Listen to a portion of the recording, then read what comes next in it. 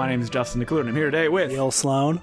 And today, we're talking about Eddie Murphy, actor, performer, phenomenon that I was having a lot of difficulty understanding what made me understand who he was when I was a teenager. Like, what movie did I love? Because I never watched any of his classics when I was a kid. My girl loves to party all the time, party all the time, party all the time. Sorry, I just wanted to do that. That was his hit single from the 80s. Oh, of course. I was a big Eddie Murphy, the musician fan, more than anything else. Did you listen to his stand-up that made you go, oh yeah, this Eddie Murphy guy? He's awesome. Well, Eddie Murphy was huge again in the 90s. He was one of the big comedy guys. But were you a fan of the Nutty Professor? I would say so. I mean, the Nutty Professor was the first one I saw, and that was everywhere in 96, 97. And then he did Dr. Dolittle. Then there was... he did the voice in Mulan and Bowfinger and Shrek. Shrek was really big, yeah. Gigantic. But also, we've said this on the podcast before, that Saturday Night Live used to play on the Comedy Channel in Canada. It played right after school when I was a kid. So I saw the whole Eddie Murphy era. And Saturday Night Live was the bedrock of Eddie Murphy's superstardom, and it's probably still where he was at his best. Mm-hmm. I mean, he was 19 years old when he joined Saturday Night Live. That is wild. Now, we're doing Eddie Murphy because he's kind of back in the news a little bit because he has the Coming to America sequel out, which is not very good. No, and he's doing a press tour, which is very rare for him. And I was interested in doing Eddie Murphy because... on the one hand, he's one of the funniest people ever. Few people contain that much radioactive comedy in their veins. But he's also someone who very rarely feels the need to be funny. This has led to a lot of very bad movies that he has phoned in, movies where he seems to show contempt for his talent. But in recent years, I think it's also given him a strange mystique because he doesn't act much anymore. And there's a sense that he's holding back. And I think this sense was also kind of prevalent when The Nutty Professor came out, because that was a huge hit in 1996. And it came after a period in his career where there was a slump, when he was making unsuccessful movies like Vampire in Brooklyn. People were writing him off. And then all of a sudden The Nutty Professor came out, and believe it or not, people loved that movie at the time. And they were like, you mean he's been holding this back? He had all of this... Eddie Murphy's back! Yeah, exactly. And you almost get a feeling that Eddie Murphy, when he would try to do something different and that failed, that he would be like, who cares about any of this stuff? I'm just going to make trash because that's what people want. Nothing but trash. If I try, give it my all, I'm not going to win that Oscar. And because I didn't win, I'm going to storm out of the Oscar ceremony. A few years ago, when SNL did their big 40th anniversary show, they had Eddie Murphy back. And this was kind of a big deal because for years he refused to go back to SNL. He had a beef with the show. But then he came back, and Chris Rock gave him a big introduction, and he came out and he said hi. And then they cut to commercial. He didn't do anything. I think he waved and he smiled. Then a couple years later, he comes back and hosts the show, and he kills. Oh, so funny. Yeah, incredible. He did all of his bits again, gave it his all. And those two appearances juxtaposed next to each other are part of what makes him kind of interesting and also frustrating. The fact that he just chooses to not be funny sometimes, and then if he wants to, he can turn it on as if it's a tap. Yeah, that's the mystique, right? Is that it's still there. It's not like an actor who had it and doesn't have it and never will again. It's like, oh, but maybe this time Eddie's gonna give it his all, so you'll show up for it. And you'll be like, oh, no, nah, this is bad. But he actually, looking at his filmography, I was surprised that there's not that many movies. He wasn't cranking out 3, 4, 5 films every couple of years to stay relevant. There's just movies here or there, long fallow periods, and seemingly 3 slumps. Well, I think that there has never been a more popular SNL alumnus than him. I mean, in terms of just raw box office numbers, the movies that he made in the 80s, 48 Hours, Coming to America, Trading Places, and Beverly Hills Cop and its sequels, those were seismic hits. Beverly Hills Cop was the number one movie of 1984. And we should point out as well that Delirious, his stand-up special, had kind of blown up like no stand-up special had done. And in fact, Raw, the next stand-up special, got a wide theatrical release, and I think for a long time at least was the number #1 live concert film of all time. That's how huge he was. Like, he is a performer that when he's on, there's nothing else like him. Like, it is undeniable. He got that job on SNL when he was 19, and you look at him perform and you're like, oh, yep, that's right. I would have given him a job as well if I was any kind of position of authority. Well, he was on one of the bad periods of SNL. Yeah, he was. Lorne Michaels was gone, wasn't he? Yeah. The other big guy on those seasons was Joe Piscopo. No SNL superstar like Eddie Murphy other than Joe Piscopo. So, I mean, you can imagine that in that company, how much he would have popped. But it wasn't just that he popped in that context, is that the movies that he went on to make after that were also very funny. So I said earlier that, like, it's funny how rarely he chooses to be funny. And watching some of his Golden Age movies this week, I watched 48 Hours and Beverly Hills Cop. Those are movies where he's, like, not doing a lot of jokes either. Like, a lot of his stardom, a lot of his mystique doesn't have to do with the comedy necessarily. No, I think it's about him as a charismatic presence in these movies. I saw one of your reviews where you said you like funny Eddie Murphy more than you like cool Eddie Murphy. And I think I would disagree, is that I really like cool Eddie Murphy in something like 48 Hours. Let's talk about 48 Hours, because this was his first movie. He was still a cast member on SNL, and to give you an idea of, like, how big he was... 21 years old making this movie. When this movie came out, Nick Nolte was supposed to host SNL, but he didn't show up, so they said, well, why don't we let Eddie host? And doesn't he say, like, welcome to the Eddie Murphy Show? Yeah, he's the only cast member to host the show while he was a cast member. I mean, that's madness. And I think that why I like his presence in 48 Hours is because all the films pretty much after this, except maybe Beverly Hills Cop 2, are just defined as Eddie Murphy films because he is such a large presence in them, and they're all Eddie Murphy productions. You see it in the opening credits. Well, 48 Hours, he is a tool in the style of Walter Hill's kind of world. His presence, I think, works very well in that, where he doesn't need to dominate, but when he does, like, for example, the scene where he goes to, like, the Southern bar, it's the Eddie Murphy show through and through, and it just pops. Yeah, I had never seen this movie before, and I guess the first surprise that I had, which, I mean, this movie's 40 years old, it's probably a surprise to nobody but me, but it's not really a comedy. It's primarily an action movie that just has, like, a funny guy in it. I enjoyed the movie. It's a good kind of, yeah, like Walter Hill B movie, basically, that blew up, where Nick Nolte is the grizzled cop who's trying to hunt down a bad guy, and he does this Hail Mary pass, this very unusual strategy of getting this armed robber out of prison for 48 hours only, who he thinks can lead him to the villain. And that prisoner is Eddie Murphy, age 21. And the two of them have this great back and forth chemistry. The dialogue is very good between them. Like so many of the good buddy cop movies, they don't really like each other for most of the movie. Oh, no, they hate each other. They get into a massive fist fight at one point. Yeah, I love that. And there's something about that friction. You know, the friction is often more productive than the chemistry, if that makes sense. And, like, Walter Hill is a very stylish director, so to see Eddie Murphy within this context, usually, you know, he's working with comedy directors who just, you know, try not to make eye contact with Eddie, put the camera down and let him do his shtick. Race is always a factor in these early movies.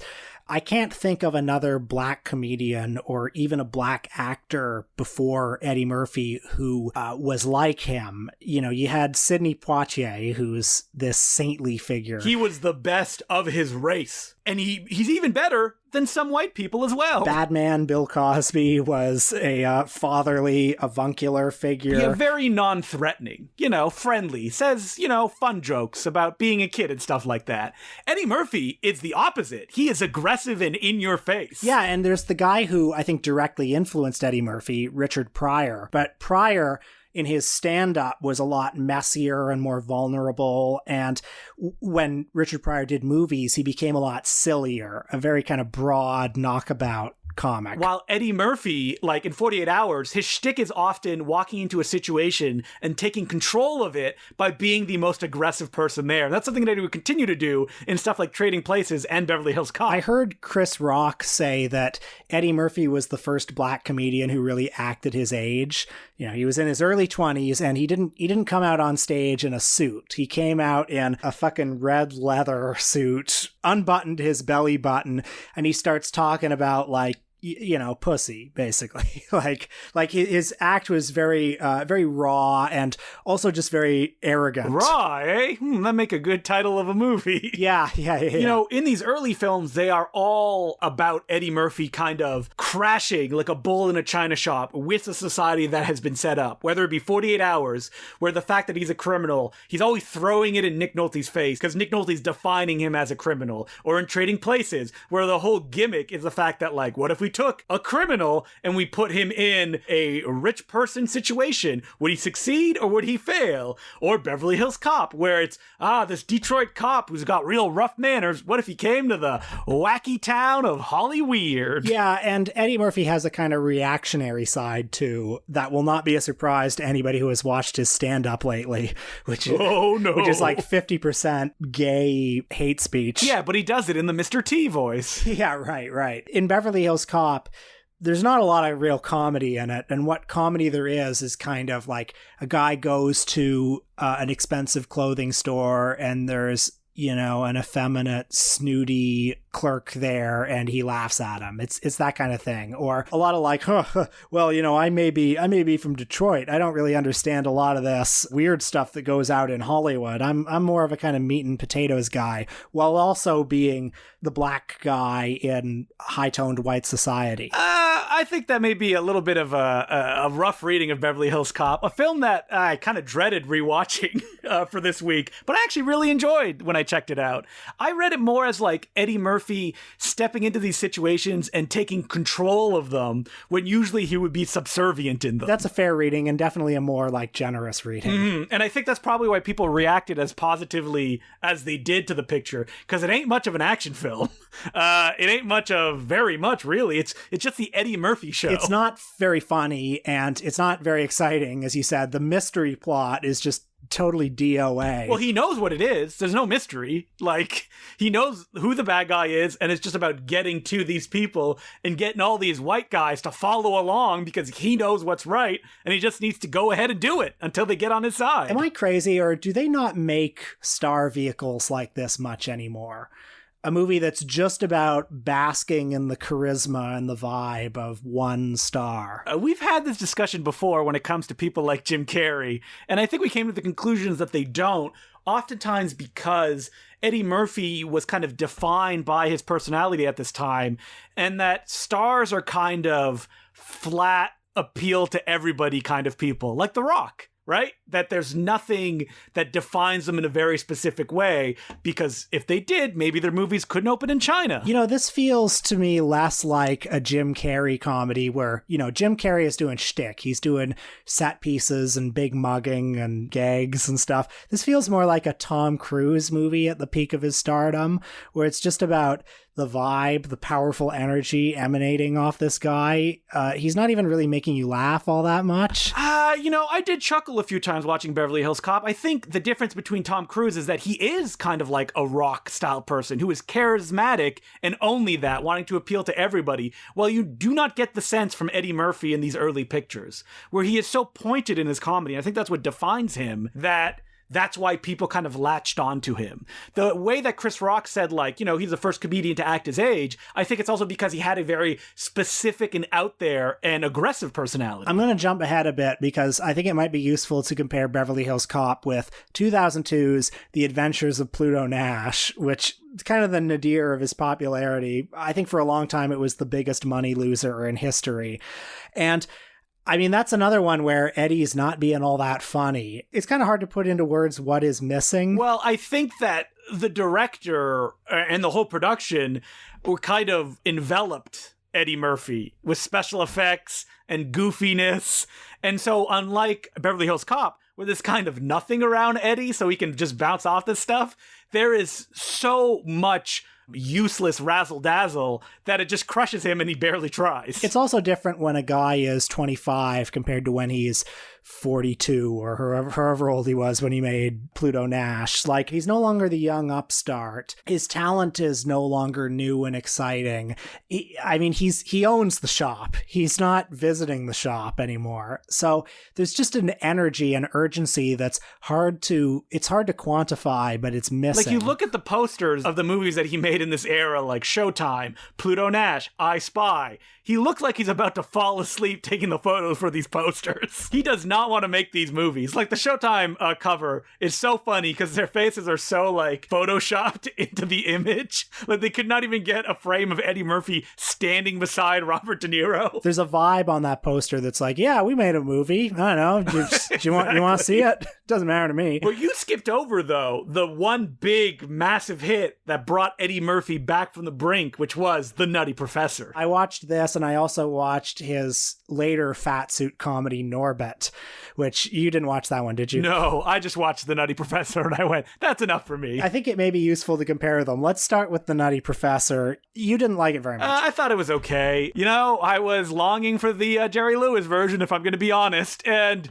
You know, back in the time that the movie came out, 1996, when fat suit comedy was all the rage, you know, maybe I had to see it back then. Actually, I did see it back then. Didn't like it very much.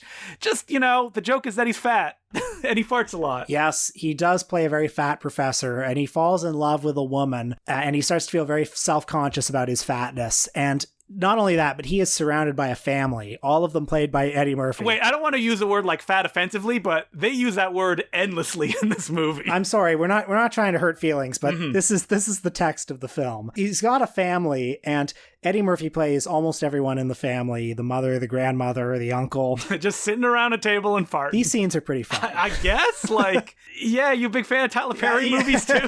I don't know. He's just an incredibly talented performer. I think the material itself isn't all that funny, but the way that he performs it, all of these stupid characters that he creates, I don't know. There are so many movies where Eddie Murphy just phones it in. And in this one, sweat is coming off him. He is doing everything he can to entertain you in this film. I just thought that if it had been a Jerry Lewis style thing minus any prosthetics, it would have been much funnier if he had done like Buddy Love and The Professor and just using his sheer acting talents to separate both of them would have been really fun. You mean without the fatness gimmick? Exactly. Which I'm sure never crossed their mind. I mean, he essentially plays Jerry Lewis in Bowfinger, so that would have been the difference. Would have been. Yeah, and this movie I think owes a lot more to like The Mask. Yeah, it's exactly The Mask. Horrifying CGI mixed with practical effects, and I'm like, please don't do it. Make it CGI. Don't you think he's good as Buddy Love? Yeah, he's all right. Just big Eddie Murphy makes me miss Eddie Murphy. Okay, let me tell you about Norbit. Let me tell you about Norbit. You're old enough now to hear about it. We got to today, and I thought, fuck it. I have a little bit of time before we record. I can't do this without watching Norbit because this is a canonical Eddie Murphy text, and this movie is horrifying. It's incredible. Oh wow, I forgot that he plays a Jerry Lewis nerd in Norbit as well. Yes, and he also plays Norbit's wife, his horrific 300-pound monster wife, Rasputia. Rasputia. And this movie is unbelievably misogynistic. Every dark element of Eddie Murphy's comedy, all the negative, sour parts of his worldview come out in this movie, because in The Nutty Professor, Sherman Klump is a good man. It's a hypocritical film because it's kind of like, oh, laugh at him for being fat, but also in the end, you know, fat people are good too. You should be kind to fat people.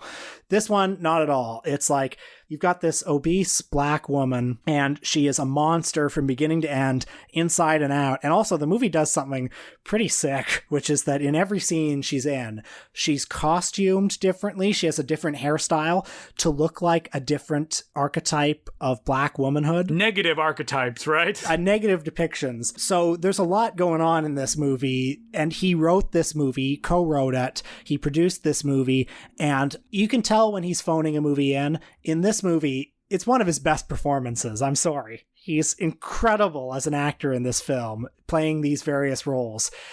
And it's monstrous. And when you say various roles, because he does Yellowface as well, right? Oh my god. Yeah, I don't even know how to get to that. It's bad. That's how you get to it. Terrible. It's evil.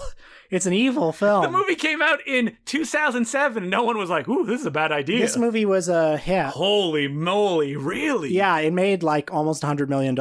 I have a theory, though, that this is the movie. This was his Monsieur Verdoux. This was the one that kind of severed the relationship between him and his audience, because this movie is so rank, so foul, and so intense that how can you go back to doing family comedies after this? Remember when Adam Sandler said, if I don't win an Oscar for Uncut Gems, I will make the worst possible movie I ever could?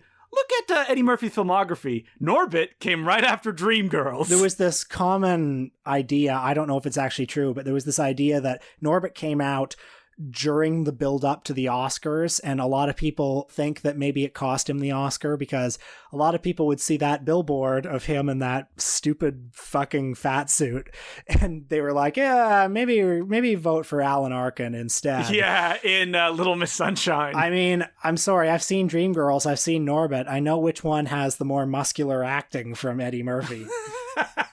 So what you're trying to say is that he should have won an Oscar for Norbit. I was reading a funny Letterboxd review by K. Austin Collins, who was like, imagine if he did get an Oscar nomination for Norbit. And K. Austin Collins had this kind of ambivalent take on the movie. He thought the movie was sort of monstrous and hideous, but also fascinating and compelling. And he was like, it's not an unworthy performance of an Oscar nomination. And had it got the Oscar nomination, Black Twitter would have been born then. I mean, listen, Norbit still has a chance. All those Eddie Murphy tourists, vulgar tourists, are going to reclaim it, and his other Brian Robbins collaborations like Meet Dave and... Look at the filmography, and Norbit speaks for itself. He did this movie, which was his Sallow, and then after that, no more. After that, just phoning it in. Tower Heist, Mr. Church. And then finally Dolomite, which in his interviews, he seems like he might be getting a bit of a third or fourth wind. Seems to be trying a little more. I heard him on Mark Maron, and he said that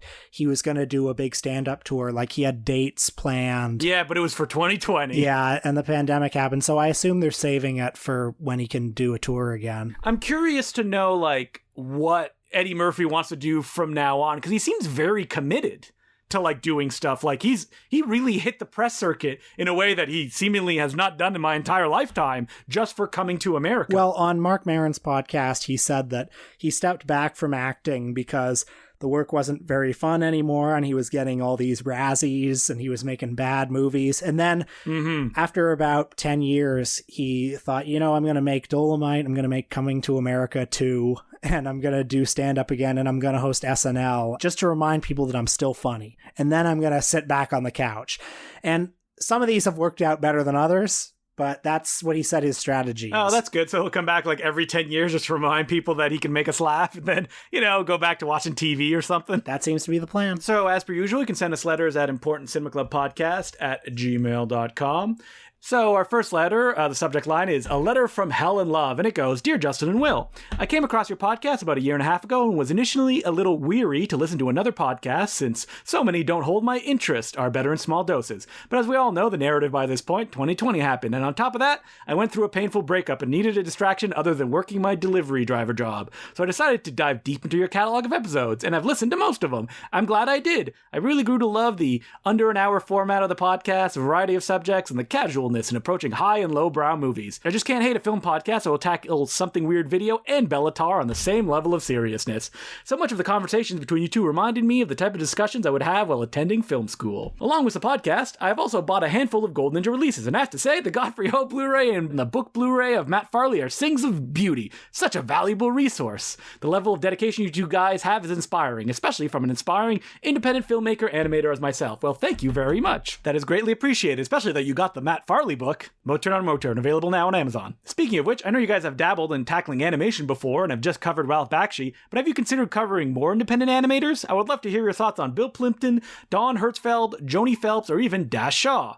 Keep up the great work. Thanks, Jake. Of the names he brought up, the only one I'm familiar with is Bill Plimpton. I actually asked Will if he wanted to do a Don Hertzfeld episode, and he went, who? Just a few weeks ago, remember? There you go. I'm open to it for sure. Don Hertzfeld is the guy that's been doing those like 30 to 40 minute films about like a future love story. They're very good, called The World of Tomorrow. I think some of them were nominated for Oscars. And I'm shocked that Will hasn't seen Rejected, the very big online sensation of the guy going, my spoon is too big. Okay, yeah, I remember you telling me about this now. But yeah, we would definitely get into more animation stuff because, I mean, I'm not an animator, but I have to say that if I could draw, that would probably be the main thing I would want to do because I love that kind of stuff. But I can't draw, so I don't. Yeah, put it on the list. I'm happy to do something like that. So our next letter is from Elizabeth Hayes, and it goes, Hey, Justin and Will, congrats on your incredible podcast. I've burned through the entire back catalog and frequently echo your insights in attempts to impress my girlfriend. Ooh, I like that strategy. That's funny. My own girlfriend isn't nearly so impressed. She listened to Chapo Trap House. She's like, why can't you be cutting like these guys? She's not saying that, no. I know. She's more of a come-town gal. Yeah. Would you guys be interested? All right, for the record, Will's partner does not listen to Come Town. Would you guys be interested in doing an episode about music video to feature film crossover directors like Spike Jonze, Michelle Gondry, or Hype Williams? How do you guys feel about music videos as an artistic medium?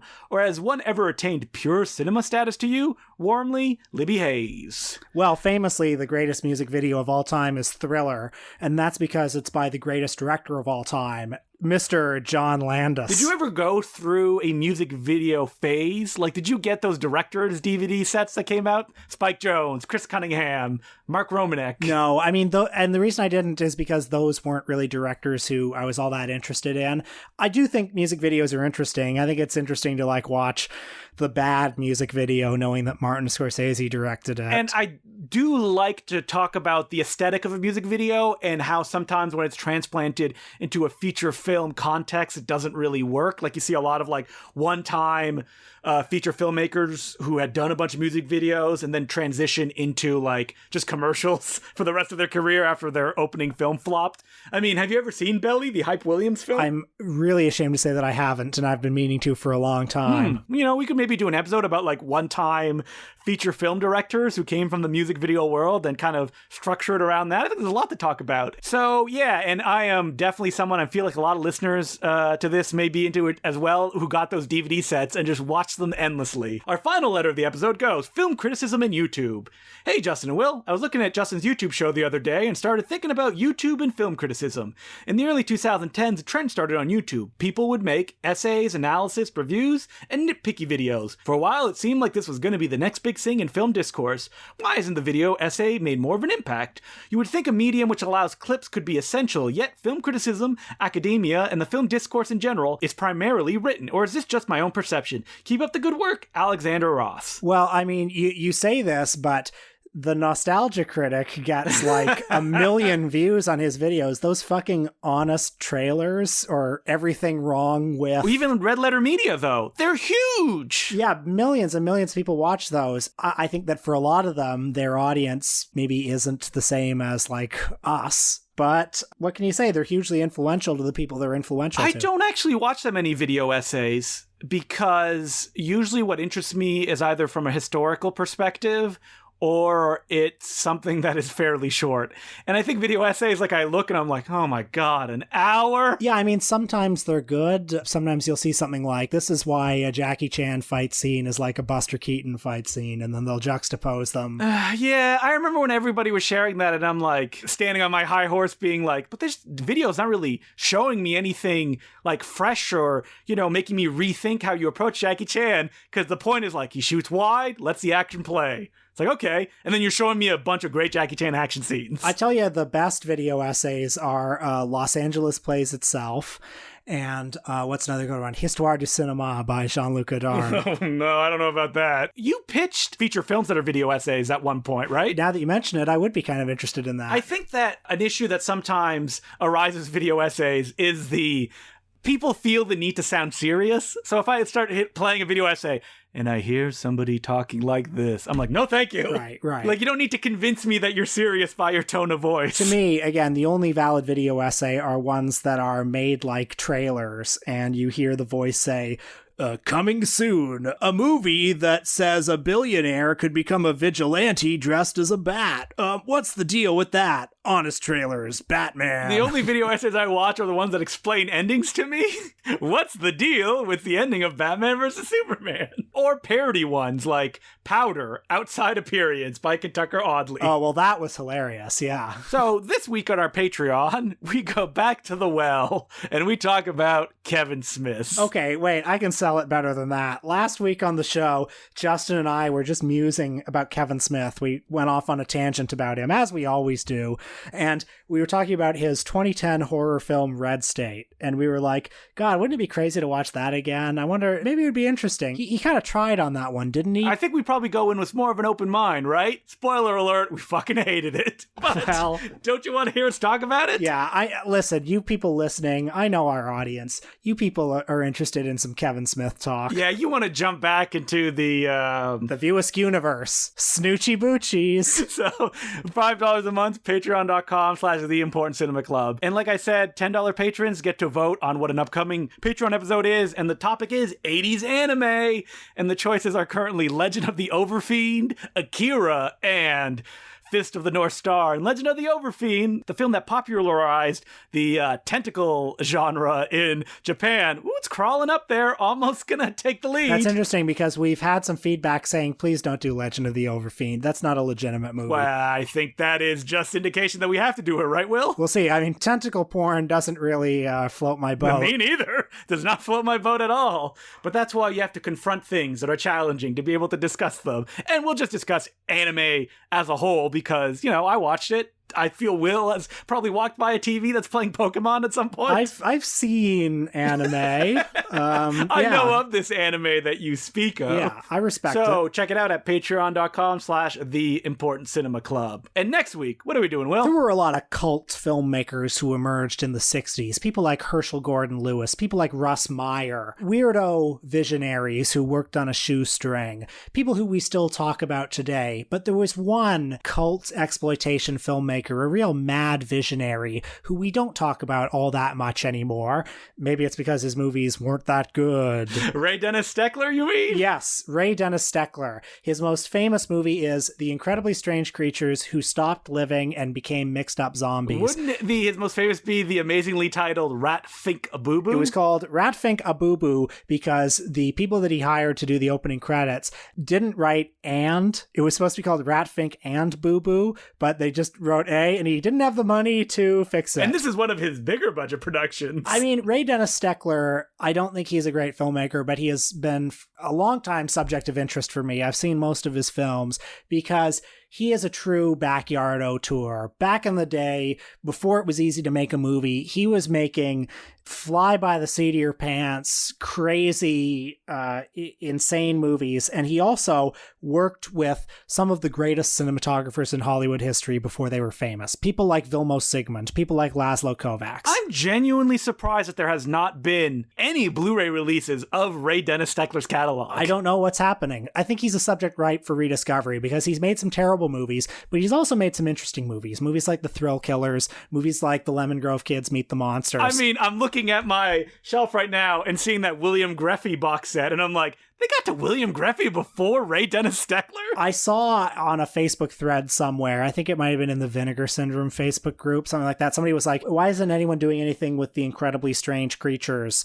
And I think somebody said Media Blasters has it. Oh, you know what? Media Blasters may own all of his films. Yeah, and there are apparently some issues with the elements on that one, but they're trying. Because they released all of those pictures with Joe Bob Briggs commentary tracks. That's right. His commentary on Blood Shack is very good. Oh, yeah. What's the name of the Chooper. The Chooper. That's the alternate version where Ray Dennis Steckler delivered a movie that was like 55 minutes long, and the distributor was like, buddy, you got to get this up to at least 70 minutes. So, okay, 15 minutes of rodeo footage. It's like the incredible strange creature who died and became a mixed up zombie. I hope you love burlesque shows at the circus. You want to hear about Ray Dennis Steckler, folks. This is a truly insane visionary, a guy who made movies that will redefine your perception of what constitutes a movie. And of course, he did direct pornography. Of course, although he was not a very good porn director. Oh, no. I don't think we're really going to venture too deep into that. So that's what we're doing next week. And until then, my name's Justin DeClue. I'm Will Sloan. Thanks for listening.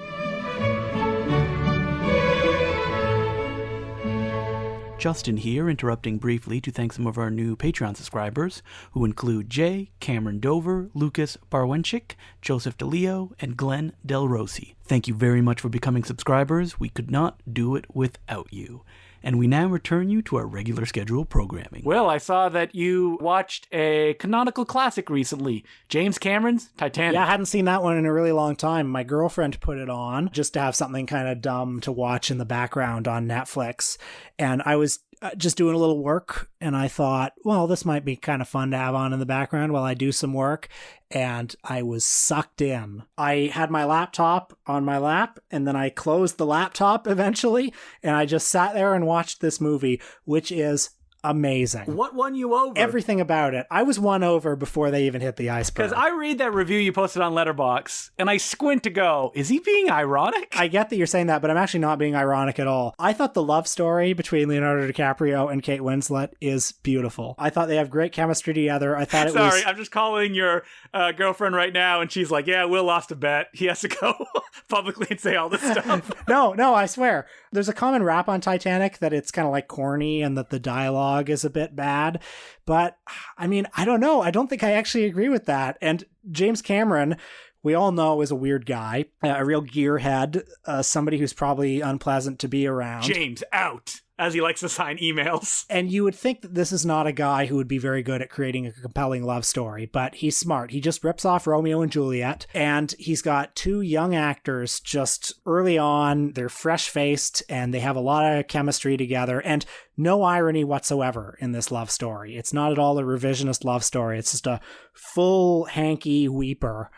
And I don't know, I was just very moved and compelled by it. And then the boat hits the iceberg, and the whole second half of this is riveting. And you know what really makes it good? Billy Zane. Oh, yeah. Okay, yeah. Billy Zane's incredible. I mean, he's just a great villain. Love him. Terrific charisma. Why didn't this lead to better things for him? I don't get it. I think he just makes weird choices. Like, I don't know what is up with his career. Like, I've pitched a Billy Zane episode to you, and you were like, I don't know if there's enough to talk about there. We should do him soon, yeah, because he had this movie, and then there was...